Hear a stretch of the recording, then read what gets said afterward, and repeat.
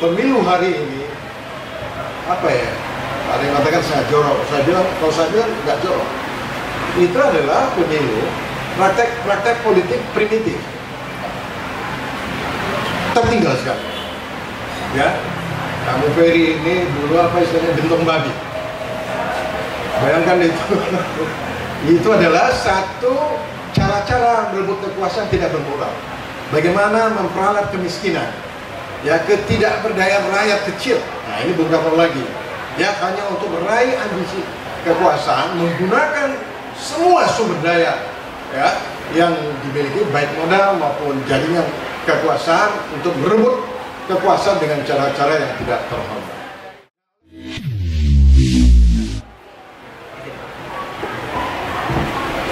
Baik, terima kasih moderator. Assalamualaikum warahmatullahi wabarakatuh. Dalam waktu yang sangat singkat, saya mencoba menyampaikan beberapa hal. Yang pertama, tadi menyimak kata sambutan dari Pak Masah Berubah, saya menganggap kontribusi beliau dari segi pemikiran, ini buah hasilnya.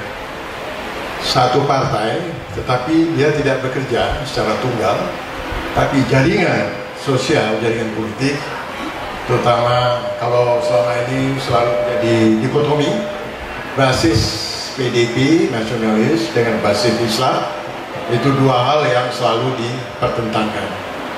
Saya ingin menarik ke belakang. Banyak kearifan, tradisi demokrasi yang sudah dibangun oleh founding fathers kita tidak pernah menjadi rujukan. Ini kan kebetulan Pak Anies dikalahkan di dalam pencalonan, dan itu sangat brutal. Ini saya gara-gara Bung Ferry ini, jadi agak sedikit agak emosional. Nah, apa yang ingin saya katakan, kalau kita lihat ya, baca-baca buku Bung Karno itu selalu menempatkan kekuatan Islam dan nasionalis itu adalah modal politik bangsa ini sampai kapanpun. Ya, itu yang pertama. Kemudian yang kedua, kita lihat dari perilaku tokoh-tokoh. Nah, karena kebetulan Bung Anies ikut mengendorse, ini kebetulan aja Pak Air Baswedan itu adalah seorang diplomat, juga seorang jurnalis. Jadi Pak Air Baswedan itu sangat kosmopolit cara berpikirnya, bergaul lintas etnis, lintas agama itu sesuatu yang sudah biasa. Kita nggak membayangkan zaman itu di mana nation state sedang dibangun, teman beliau yang paling akrab itu justru dari Chinese, wartawan, dan kebetulan mempunyai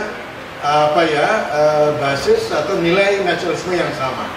Yang satu Buddha atau Konghucu, yang satu Islam, tapi dibesarkan oleh value yaitu adalah bagaimana membangun bangsa ini, membebaskan bangsa ini dari penjajahan. Banyak sekali kebetulan juga, sekali lagi ya, saya kira bukan tidak kebetulan, ini yang kita sering melupakan. Pak Muhammad Nasir, tokoh Masyumi itu luar biasa ya, gagasan tentang NKRI itu luar biasa.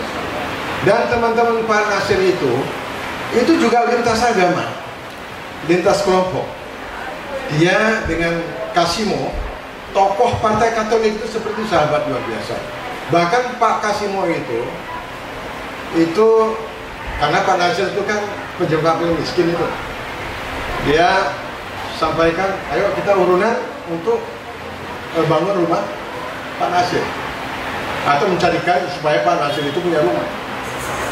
Jadi sejarah ini, tradisi bagaimana pergaulan para founding fathers itu tidak pernah kita lihat. Nah, hari ini saya kira ini adalah kembali ingin menguatkan agar kemenangan Pak Pram itu kembali lagi berpijak pada teks-teks sosial. Nah, saya mengambil istilah Bung Rocky ini supaya Pak Pram itu dia muncul sebagai pemimpin itu tidak lagi-lagi hanya menjadi alat kepentingan pemodal. Kalau itu lagi sorry, dari segi inovasi politik, perkembangan baik demokrasi modern udah ketinggalan. Jadi partisipasi publik itu sesuatu nggak bisa tawarkan. Partisipasi publik itu adalah satu kunci. Apakah seorang pemimpin itu yang pertama dia memang didukung oleh rakyatnya, yang kedua apakah publik rakyat itu juga bisa memberikan kontribusi pada. Nah itu, jadi yang ingin saya katakan, ya saya setuju, ya Bung Armansyah, juga di sini ada Bung Yani, Ketua Masyumi, walaupun Masyumi nggak lolos di dalam pemilu, tetapi Masyumi punya gagasan-gagasan bagaimana mereka akan kembali sebagai apa yang dilakukan oleh Pak Nasir dan Bung Karno. Bayangkan ini saya kasih satu lagi ya, Buya Hamka, tokoh Masyumi itu, seorang ulama, itu ditahan oleh Bung Karno itu berapa tahun tuh? 5 tahun lebih, sampai air kencing ya.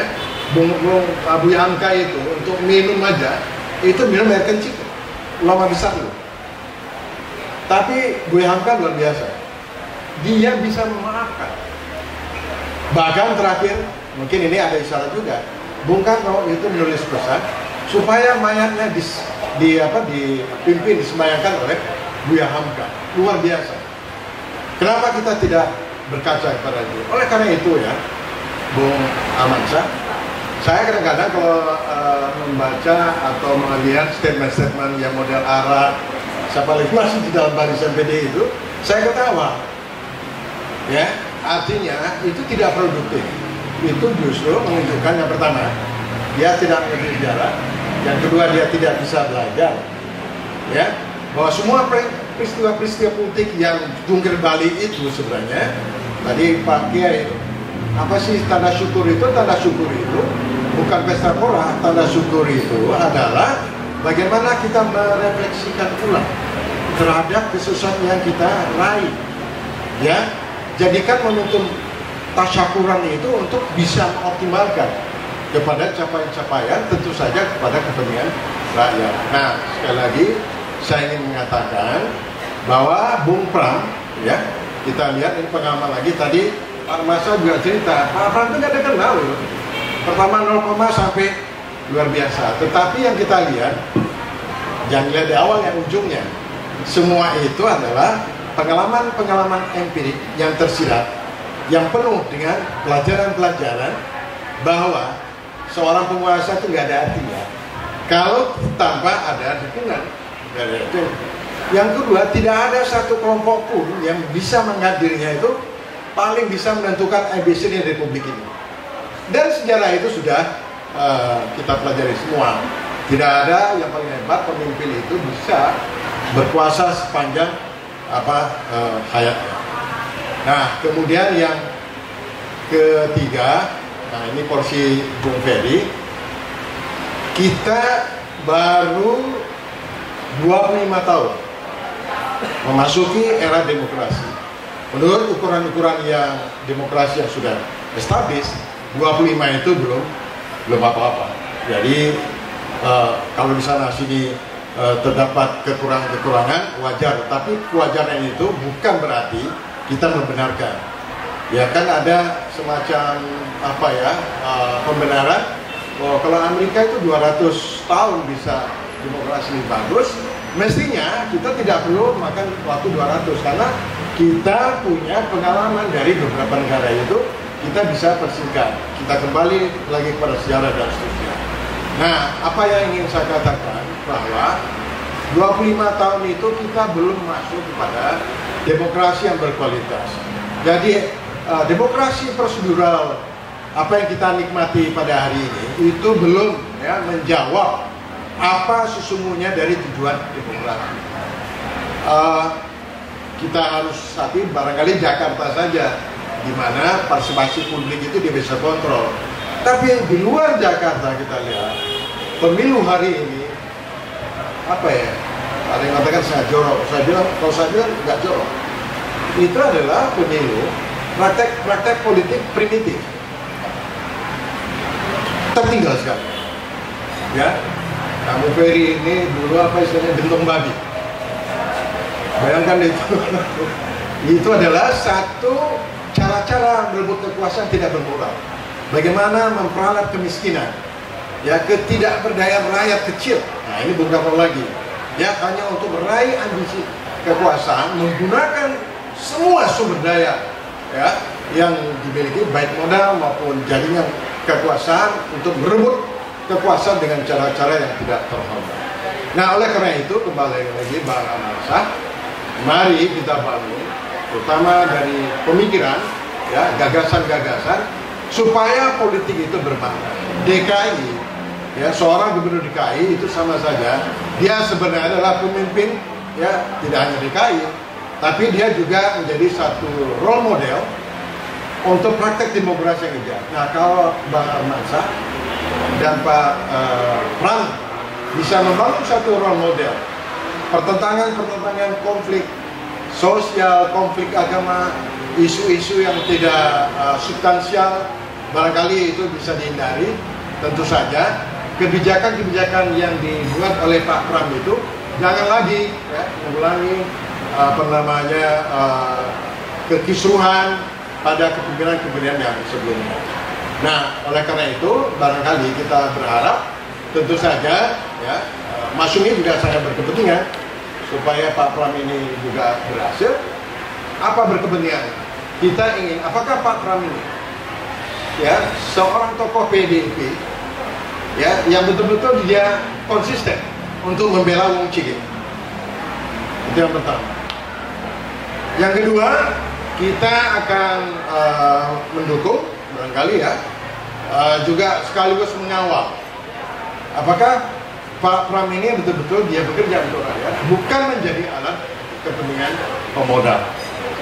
Yang ketiga juga kita berharap bahwa di bawah kepemimpinan Pak Pram ada hal-hal yang positif yang sudah dibangun oleh Bung Anies, itu barangkali bisa diperkuatkan, karena itu semakin mendekat kepada grassroots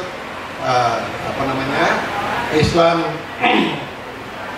basis Islam, ya, komunitas Muslim, sehingga kohesivitas DKI itu semakin terbangun, ya. Jadi antara kepemimpinan Mas Anies dengan Pak Pram itu adalah satu kesinambungan, sehingga warna politik kita itu adalah sesuatu yang sudah berubah. Cara-cara memimpin, cara-cara berkuasa itu betul-betul menjadi role model, menjadi contoh, dan kita yang akan datang tidak lagi berseteru pada hal-hal yang tidak penting. Kita berseteru, kita berdebat, apakah pemerintah ini, apakah kebijakan-kebijakan pemerintah daerah khususnya, apakah betul-betul memihak kepada rakyat. Satu hal yang ingin saya katakan di Prof. Antoni, bahwa soal disparitas kota Jakarta ini luar biasa.